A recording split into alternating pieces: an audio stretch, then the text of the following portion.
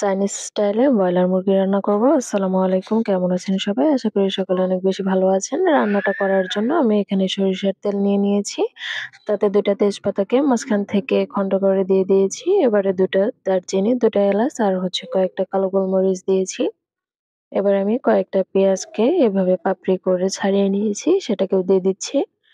পেঁয়াজটাকে দিয়ে আমি কিছুক্ষণ ভেজে নিব। ৪ থেকে ৫ মিনিট সময় পেঁয়াজটাকে আমি ভেজে নিব। পেঁয়াজটাকে একটু ডিপ ফ্রাই করেই ভেজে নেবেন। যেহেতু পাপড়ি করে খুলে নেওয়া হয়েছে, এটা ভেজে নিতে একটু বেশি সময় লাগবে। একটু ধৈর্য ধরে এটাকে ভেজে নেবেন। এ পর্যায়ে আমি আদা আর রসুন বাটাটা দিয়ে দিচ্ছি। আমি আদা আর রসুন বাটা মিলিয়ে ২.৫ চামচ নিয়েছি। আদা রসুনটাকে আমি খুব ভালোভাবে তেলের সাথে মিক্স করে দিব। এটা তেলের সাথে খুব ভালোভাবে ভেজে নিতে হবে যেন কাঁচা গন্ধটা না থাকে। আমি কয়েক মিনিট এটাকে ভেজে নিয়েছি। এবারে আরেকটু সময় ধরে এটাকে ভেজে নিব। এখানে আমি মরিচের গুঁড়া এড করছি। মরিচের গুঁড়া আমি এখানে ৩ চামচ দিয়েছি। আপনারা আপনাদের টেস্ট অনুযায়ী দিবেন। যেহেতু পরেও আবার মরিচ এড করা হবে তাই বুঝে শুনে দিবেন। এখানে হলুদ দিয়েছি ১/২ চামচ, ধনিয়া দিয়েছি ১ চামচ আর জিরার গুঁড়া দিয়েছি আমি ১ চামচ। এবারে এগুলোকে খুব ভালোভাবে তেলের সাথে ভেজে নেব। এটা একদম লো ফ্লেমে ভেজে নিবেন। অবশ্যই লো ফ্লেমে ভেজে নিতে হবে। মিডিয়াম আঁচে যদি ভাজতে যান তাহলে মসলাটা পুড়ে যাবে। যেহেতু তেলটা একটু অল্প পরিমাণে ব্যবহার করা হয়েছে। আমি এটাকে উল্টে-পাল্টে খুব ভালোভাবে ভেজে নিচ্ছি। এটা তখন ভাজা হয়ে যাবে যখন তেলটা উপরে ভেসে উঠবে, সে পর্যায়ে আমি এটাকে নামিয়ে নিচ্ছি। এটা ৪ থেকে ৫ মিনিট সময় ভেজে নিলেই হয়ে যাবে। খুব ভালোভাবে আমি কড়াই থেকে এটাকে উঠিয়ে নিচ্ছি। এবারে একই কড়াইতে আমি আবারও তেল দিয়ে দিচ্ছি। তেলেতে আমি এখানে ১/২ চামচ হলুদের গুঁড়া আর ১ চামচ মরিচের গুঁড়া দিয়েছি। স্বাদমতো লবণ দিয়েছি। আমি আগে যে মসলাটা রেডি করেছি সেখানে কোনো লবণ ব্যবহার করিনি, তাই আমি একটু বেশি পরিমাণেই লবণ দিয়ে দিচ্ছি। এবারে আমি মুরগির মাংসটাকে দিয়ে দিচ্ছি। আপনারা যে যেটুকু পরিমাণ মুরগির মাংস নিবেন তার উপরে ভিত্তি করে মসলাটা দিয়ে দিবেন।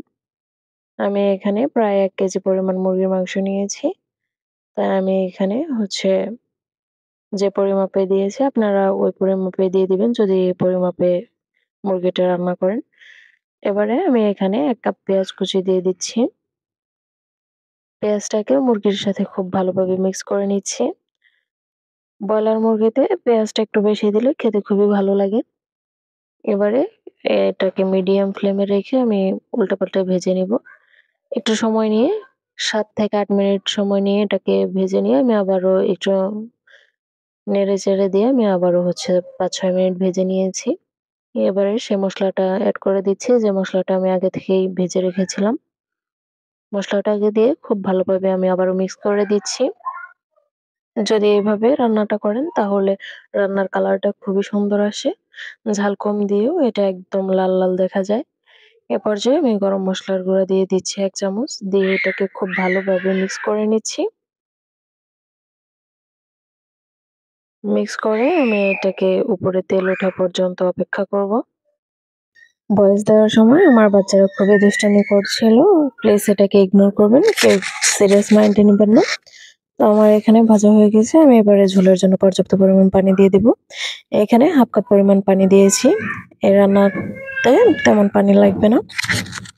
এইটুকু পানি যথেষ্ট। পানিটা শুকিয়ে গেলে, ঝোলটা গাঢ় হয়ে গেলে এবারে নামিয়ে পরিবেশন করে নিব। যদি ভিডিওটা ভালো লাগে অবশ্যই আমার চ্যানেলটা সাবস্ক্রাইব করবেন আর আমার পেজটাকে ফলো করে দিবেন।